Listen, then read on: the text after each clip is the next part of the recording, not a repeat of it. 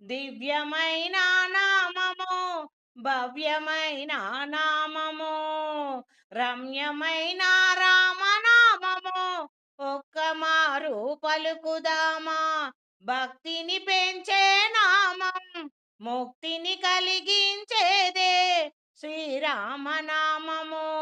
అమ్మలారా రండి, అక్కలారా రండి, రామ రామ రామ రామ అంటూ రామనామం పలుకుదామా.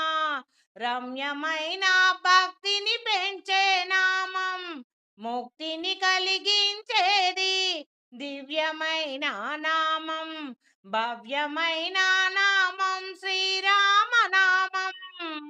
రామ రామ రామ అన్న చోట రానే రావు కష్టాలు, సీతారామ అన్న చాలు చిక్కులన్నీ తొలగునండి, కష్టాలన్నీ తొలగిపోవును.